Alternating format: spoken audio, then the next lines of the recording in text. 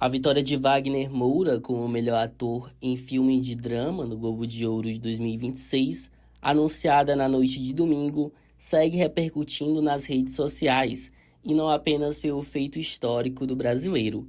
A reação do ator Oscar Isaac, um dos grandes concorrentes na mesma categoria, acabou viralizando e dividindo opiniões entre internautas. Wagner Moura superou Joel Edgerton, Oscar Isaac, Dwayne Johnson, Michael Jordan e Jeremy Allen White. Logo após o anúncio do vencedor, um trecho da transmissão passou a circular no X, antigo Twitter, mostrando a expressão de surpresa de Oscar Isaac.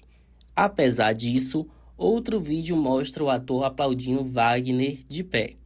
Para mais informações, acesse o portal O Povo pelo link na descrição, inscreva-se no canal e ative as notificações.